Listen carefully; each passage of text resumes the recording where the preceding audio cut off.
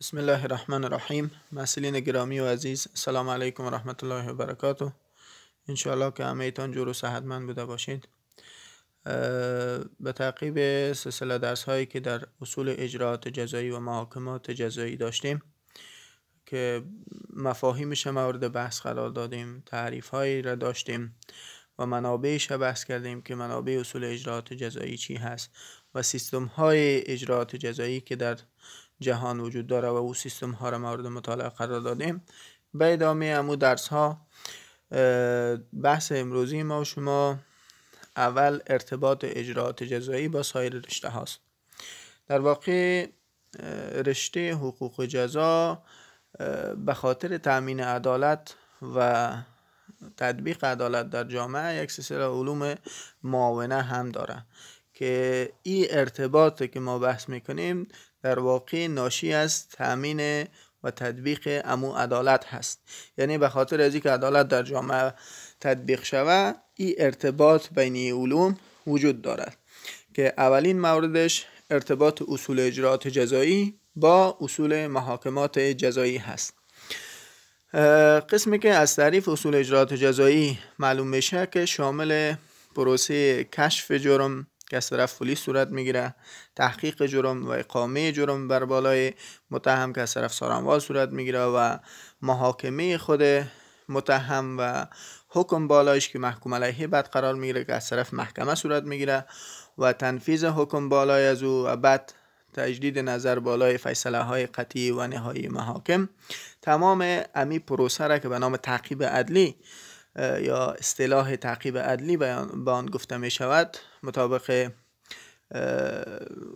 قانون اصول اجراءات جزایی میبینیم که تمام این پروسه را شامل هست. اما اصول محاکمات جزایی تنها بخش پروسه محاکماتی را بحث میکنه که محکمه در ابتداییه به چی شکل حکم بکنه و بعد پروسه استیناف خواهیش به چی شکل هست و به می شکل پروسه فرجام خواهیش که میادش چقدر هست و به چی شکل صورت میگیره. پس از تعریف هر دوی از این ما میتونیم این مورد پیدا بکنیم که ارتباطشان در واقع ارتباط جزء با کل هست. یعنی اصول اجراءات جزایی تمام موارد شامل میشه و تمام اجراعات و اقدامات ارگان‌های عدلی و قضایی را در بر میگیره. اما اصول محاکمات جزایی تنها بخش اجراعاتی که از طرف محکمه صورت میگیره را مورد مطالعه قرار میده و بحث میکنه. و در این مورد ما وقتی که به قانون اجراعات جزایی مراجعه کنیم از ماده 178 تا 288 آن اصول محاکمات جزایی را بحث کرده است. دوم مورد ارتباط اصول اجراعات جزایی با اصول محاکمات مدنی هست. اجراعات جزایی را که فهمیدیم، اما اصول محاکمات جزایی که در واقع هم بخش یک قانون شکلی هست و ما عملا در کشور خود داریم به نام قانون اصول محاکمات مدنی که قواعد مقررات هست که شکلیات دعوی مدنی را که این دعوی از طرف افراد حقیقی و حکمی اقامه میشه بحث میکنه و تنظیم میکنه. و ارتباط اصول اجراعات جزایی با اصول محاکمات مدنی از دو وجه هست. یکی وجوه افتراقی داره و دیگر وجوه اشتراکی. در زیر وجود نوشته شده اما وجوه هست، در نوشتن اشتباه املایی است. وجوه اشتراکی. وجوه افتراقی چی معنا؟ یعنی اینی چند مورد که در ذکر کرده است به اساس اینی موارد بینشان جدایی هست، بین اصول اجراعات جزایی و اصول محاکمات مدنی. یکی از لحاظ تحریک دعوی. از لحاظ تحریک دعوی به این معنا که در قضایای جزایی تحریک دعوی وقتی که صورت بگیره دیگه طرفین دعوی صلاحیت توقف دادن یا سقوط خود دعوی را ندارن. وقتی که اطلاعات به ارگان‌های کشفی رسید یا دلایل پیش سارنوال پیدا شد که دعوای جزایی را اقامه کرد، این دعوا ادامه پیدا میکنه تا ای که به نتیجه برسه. به استثنای حالاتی که در خود قانون او حالات خاص ذکر شده هست و در او موارد هم میبینیم که نیاز هست به خاطر اقامه دعوای جزایی که خود متضرر و مدعی حق العبد پیش قدم شود و اقامه دعوا بکنه که او قضایا مثلا فریبکاری هست و ضرب و جرح که ناشی از مجازات تعزیری داشته باشند، فریبکاری هست که بین اصول و فروع و یا زوج و زوجه به وجود می آید، همچنان جرایم توهین که بر علیه ادارات حکومتی و قضا صورت میگیره که در این موارد نیاز هست که برای اقامه دعوای جزایی که ادامه پیدا بکنه متضرر دعوای حق العبدی را پیش بکنه و هرگاه که مدعی حق العبد از دعوای خود دست بکشه در این صورت دعوای جزایی نیست، سقوط میکنه. اما در دعاوی مدنی به این شکل نیست، چرا که هر یک از مدعی و مدعی علیه در قضایای مدنی میتونن در هر مرحله از پروسه محاکماتی دست از چی بکشن؟ دست از تعقیب خود دعوا بکشن و به صلح روی بیاورن و بین خود مصالحه و صلح بکنن که با این مصالحهشان دعوا چی میافته؟ ختم میشود. دیگه از لحاظ مراحل قبل از دعوی هست. در دعوای جزایی قبل از اینکه در پروسه محاکماتی برسه مرحله کشف داریم، مرحله تحقیق داریم که این موارد پیش از اقامه دعوا باید طی بکنه و این مراحل قبل از اقامه دعوای جزایی وجود می داشته باشد. اما در دعوای مدنی همچون مراحل وجود نداره و به مجرد که مدعی و کسی که دعوا داره ورقه استدعای خود وقتی که مراجعه کرد و پیش کرد، از اونمو مراحل دیگه، از اونمو مرحله محاکماتیش پیش میره تا ای که ادامه پیدا بکنه یا بین خود مصالحه بکنن طرفین دعوی. دیگر از لحاظ وسایل ثبوت و اسباب حکم هست که اینجا هم یک نوع وجوه افتراقی نسبی دارن، یعنی بینشان در قسمت وسایل ثبوت و اسباب حکم یک اختلاف نسبی هست بین اجراعات جزایی و اصول محاکمات مدنی، چرا که در اصول محاکمات مدنی از جمله وسایل ثبوت حلف و نکول هم قرار داده که اسباب حکم هم میتونن قرار بگیرن. اما در دعاوی جزایی ما وقتی که وسایل ثبوت هم میخوانیم، اگر اقرار هست، شهادت هست و دیگر اسناد و مدارک و دیگر قرائن هست، دیگه چی نیست؟ نباید حلف و نکول نیست. اما در وسایل ثبوت در دعاوی مدنی در پالوی اقرار و شهود و اسناد و قرائن حلف و نکول نیست گنجانیده شده است. دیگر وجوه اشتراکیشان هست بین اجراعات جزایی و اصول محاکمات مدنی، یک وجوه اشتراکی هست. وجوه اشتراکیشان از این لحاظ هست وقتی که یک جرم در جامعه به وقوع پیونده، طبعا هم شخص را متضرر ساخته و هم جامعه را متضرر ساخته، که در این قسمت یک وجه اشتراکی بین قضیه مدنی و قضیه جزایی وجود داره. چرا؟ در او قضایای جزایی که شخص متضرر واقع میشه و به اساس صلاحیت های قانونی خود حق اقامه دعوی حق العبدی خود داره، به این اساس میتونه که هم در خود محکمه جزایی در ضمن دعوای جزایی دعوای مدنی خود نیست در این محکمه تعقیب بکنه. یعنی هر دو دعوی جزایی و دعوی مدنی در پروسه محاکمات جزایی پیش می رود. اما اگر نخواهد که دعوای حق العبدی خود پیش بکنه، در این صورت دعوی جزایی پروسه خود طی میکنه و بعد از اینکه حکم قطعی یا نهایی محکمه صادر شد، بعد از او باز برای مدعی حق العبد وقت داده میشه و فرصت داده میشه که دعوای حق العبدی خود باز در اون مرحله به کجا پیش بکنه؟ به محکمه مدنی پیش بکنه و ضرری که از ناحیه جرم دیده اوجه بر علیه متهم یا بر علیه خود محکوم علیه دعوای حق العبدی خود اقامه بکنه. دیگه مورد ارتباط اصول اجراءات جزایی با اصول محاکمات تجارتی هست. در جرایمی که ناشی از معاملات تجارتی باشه، یعنی او جرمی که یک وجه چی داشته باشه، یک نوع ارتباط با تجارت داشته باشه، مثل جرایم افلاس یا فریبکاری در معاملات تجارتی. دینمی قضایا هم به مانند قضایای مدنی که گفتیم، شخص متضرر و شخصی که تاجر هست و در اثر ارتکاب امی جرم جنایی ای هم چی شده؟ متضرر شده و امی ضررش هم ناشی از معامله بوده و جانب مقابل در اثر ارتکاب جرم به ای ضرر مالی رسانده.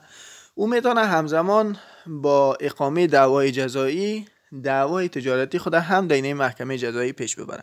اما اگر نخواست، در این صورت دعوی جزایی پیش میره. بعد از اینکه باز حکم محکمه صادر شد، به این شخص وقت داده میشه، شخص تاجر وقت داده میشه که راجع به اینمی دعوایی که داره و همین معامله تجارتی که جرم هم ناشی از امو بوده، میتونه بعد به محکمه تجارتی مراجعه بکنه و دعوای تجارتی خود تعقیب بکنه.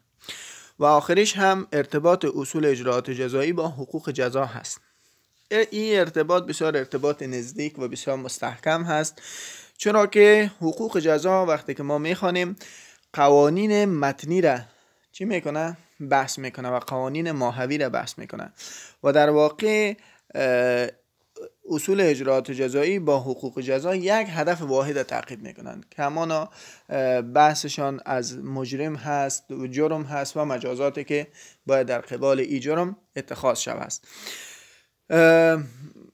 کد جزا که امروز در جامعه ما هست و نافذ هست، میبینیم که تنها چی بخش عامش اگر مطالعه بکنیم و چی بخش خاصشه، هر دو بحث خود وصف جرمی را بیان کرده، حالتهای جرمه که شخص در اون مورد مجرم قرار میگیره و مسئولیت جزایی را بیان کرده و در بخش خاصش که ما شما بخوانیم که وصف جرمی هر جرم تعیین کرده است و مجازات هر جرم بیان کرده است. اما این قانون یک قانون بیروح هست و جنبه عملی نداره در جامعه.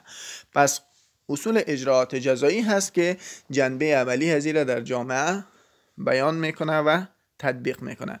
بنابراین اصول اجراءات جزایی ارتباطش با حقوق جزایی هست که اما جرائم و مجازات هایی را که حقوق جزا بیان کرده است و به شکل متنی وجود داره، این را در جنبه عملی برش میبخشه و در عمل این را پیاده میکنه و ارتباطشان بسیار نزدیک هست. و این نوع ارتباط بیشتر در سیستم های حقوقی کشورهای هسته که او سیستم هایشان چی هست؟ سیستم های حقوقی مدون دارن. عنوان دیگر بحث ما شما اهداف اصول اجراءات جزایی هست. یعنی اصول اجراءات جزایی کدام نوع اهداف تعقیب میکنه و برای تامین کدام اهداف این اصول وضع شده است و وجود دارد. وقتی که ما به ماده 2 قانون اجراءات جزایی مراجعه بکنیم، طی 9 فقره این اهداف واضح بیان کرده است که اولین هدفش کشف سریع جرم و همه جانبه جرم و تشخیص آن، گرفتاری و تعقیب مظنون متهم هست که این کشف سریع جرم و این اقدامات از طرف کی صورت میگیره؟ از طرف پلیس صورت میگیره. پس در مرحله کشف، قسمی که در تصاویر هم میبینین، کدام موضوعات و مراحل شامل هست؟ اول مرحله چی؟ حضور در محل واقع. وقتی که راجع به خود واقع راپور به دست میاره، خود موظف مامور قضایی یا پلیس در محل باید حضور پیدا بکنه. وقتی که در محل حضور پیدا کرد، کار بعدش چی هست؟ انسداد محل واقع. قسمی که در تصویر هم میبینین که یک جرم قتل نشان داده است. به طور مثال محل چی میکنه؟ انسداد میکنه، از عبور و مرور اشخاص جلوگیری میکنه. حفظ دیگر موردش از حفظ آثار مادی جرم به شیوه مسلکی و تخصصی. بعد وقتی که محل انسداد کرد، اقدام میکنه به جمع‌آوری خود آثاری که وجود داره من حیث دلایل اثبات میشه که بعد از وای استفاده بکنه و برای شناسایی مرتکب واقعی میشه ازشان استفاده بکنه. اینمی آثار جمع‌آوری میکنه. مثلا نشان انگشت از پله پا هست و دیگه وسایلی که توسط از او جرم به وقوع پیوسته است. تمام از اینا را چی میکنه؟ به شکل مسلکی و تخصصیش جمع‌آوری میکنه. دوم، کروکی محل واقع. کروکی یعنی همون اسکیچ خود محل واقع را چی میکنه؟ تنظیم میکنه. اونم محل واقع را در ورق و در فرمه مخصوصی که داره دمو امی حالت و اینمی محل واقع را بسیار به شکل منظم رسم میکنه و ترسیم میکنه تا قسمی که وقتی که به خود کروکی محل ببینی خود واقع را و محل واقع را بسیار با همه جانبه نشان بده و این کروکی محل واقع را هم چی میکنه؟ تنظیم میکنه. شهرت مکمل و اظهارات شهود محل واقع. اشخاصی که در اونجا وجود دارن و امی جرمی که به وقوع پیوسته من حیث شاهد حضور داشتن و با چیزی که چشم دیده که دیدن، تمام اظهارات از اینا را در فرمه خاص درج میکنه و شستشانه میگیره و شهرتشانه هم نوشته میکنه. دیگر تثبیت مرتکب جرم. تلاش میکنه که ثابت بسازه که مرتکب جرم کی هست و در اثر اظهارات شهود و کشفی که در خود محل واقع انجام میده خود مرتکب جرم باید تثبیت بکنه و معین و مشخص بکنه. دیگر تلاشی منزل مسکونی طبق احکام قانون. طبق احکام قانون منزل مسکونی که نیاز به تلاشی کار داشته باشه در چوکات قانون به تلاشی منزل مسکونی میپردازه. دیگر ترتیب و ثبت انواع محاضر. انواع محاضر محضرهایی که وجود داره. محضر تلاشی هست، محضر خود واقع جرمی هست، محضر اظهارات شهود محل واقع هست. تمام اینمی محاضر ترتیب و تنظیم میکنه. دیگه سایر اجراعاتی که از نگاه مسلکی نیاز هست که همون اجراعات و اقدامات انجام بدن. این مرحله چی بود؟ مرحله کشف بود که چرا که این اقدامات به خاطر ازی میکنه که جرم وقتی که به وقوع پیوسته است بسیار به وقت کم و سریع جرم باید مرتکبش چی شوه؟ تشخیص شوه و کشف جرم صورت بگیره. هدف دوم تحقیق جرم با استفاده از وسایل تکنیکی و روش‌های مسلکی است که این تحقیق جرم طبق قانون اساسی در بخش قضا وقتی که میخوانیم در فصل قضا کشف مربوط کی هست؟ پلیس هست و تحقیق جرم مربوط سارنوال هست. پس در این مرحله وقتی که پلیس اجراعات خود که در مرحله کشف است انجام داد و بعد پروسه یا امی جرمی که به وقوع پیوسته است شامل پروسه تحقیق شد، سارنوال همه جانبه و باستر چی میکنه؟ تحقیقات انجام میده و اینی سوالا را باید سارنوال بکنه که آیا جرم واقعی گردیده است یا خیر. دیگه ای که کدام شخص و یا اشخاص مرتکب جرم شدن و انگیزه ارتکاب جرم چی بوده است. حول اینمی سوالا وقتی که سارنوال تحقیقات خود انجام بده به دستاورد قابل ملاحظه دست پیدا میکنه و میتونه که قضیه را دقیق چی بکنه؟ دقیق پیگیری بکنه و با استفاده از امو وسایل و اقدامات پلیس و دلایلی که جمع‌آوری شده توسط پلیس در مورد از او وقتی که تحقیقات انکشاف میده میتونه که به می سوالات جوابش بده. سوم مرحله اقامه دعوی علیه متهم متکی به دلایل اثبات هست. هدف دیگری که اصول اجراعات جزایی تعقیب میکنه این هست که اقامه دعوا علیه متهم باید به اساس دلایل اثبات باشه. قسمی که شخصی که مرتکب جرم شده امو شخص مورد مجازات قرار بگیره و این اقامه دعوا و مجازات باید به اساس دلایل باشه. به می خاطر تاکید بر این شده که دلایل اثبات جرم باید چی شوه؟ جمع‌آوری شوه و وجود داشته باشه تا اینکه متهم علیهش اقامه دعوا صورت بگیره.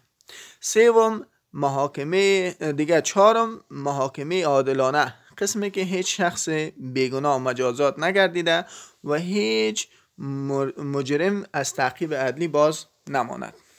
اون مجرم هست، ببخشید. هدف دیگری که اصول اجراءات جزایی تعقیب میکنه این هست که محاکمه عادلانه باید صورت بگیره.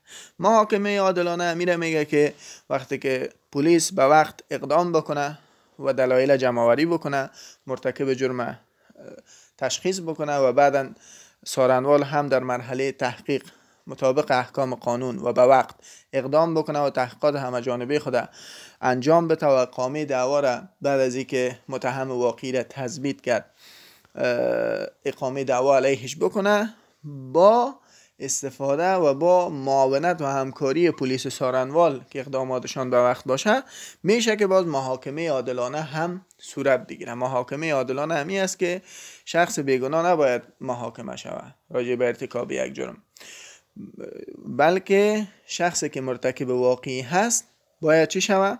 مجازات شود و به چنگ قانون سپرده شود و مجازات بالایش تطبیق شود.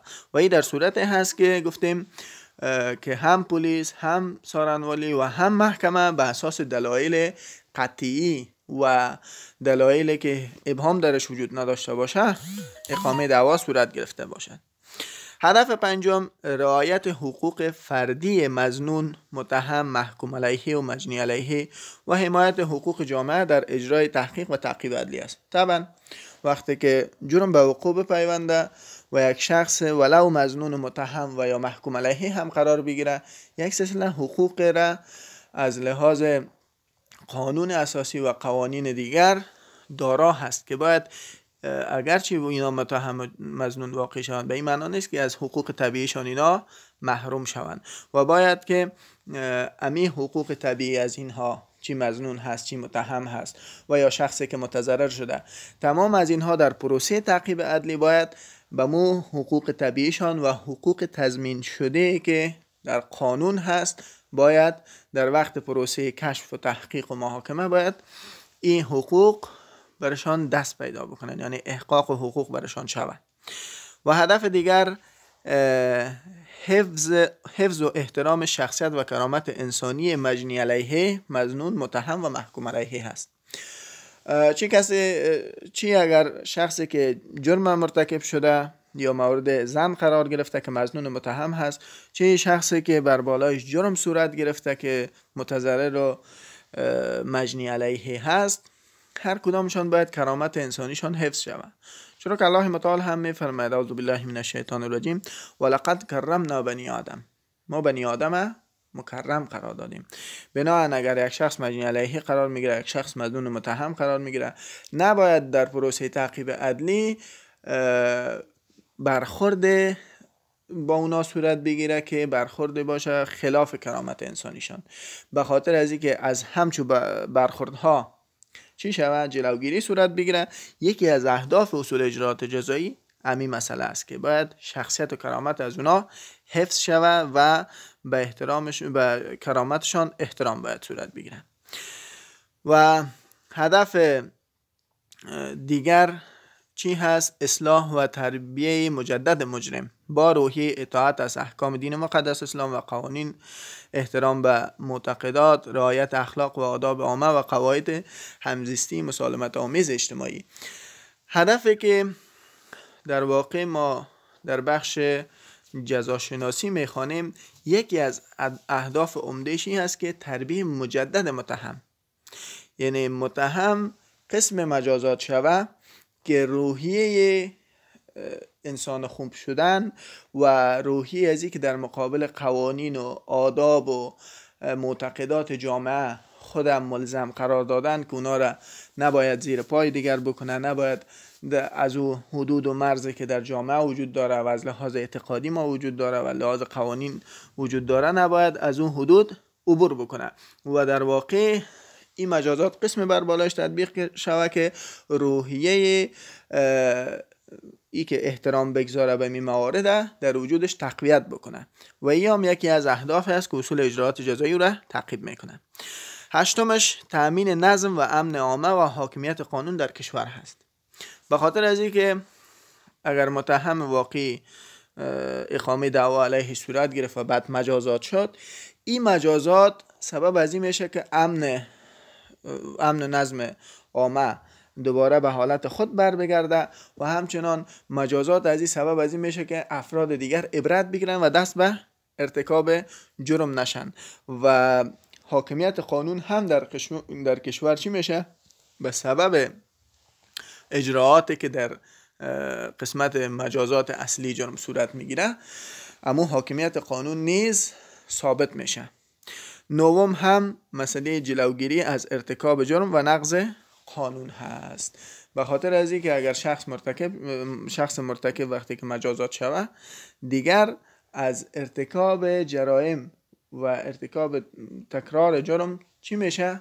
جلوگیری صورت میگیره و دیگر قانون در جامعه نقض نمیشه.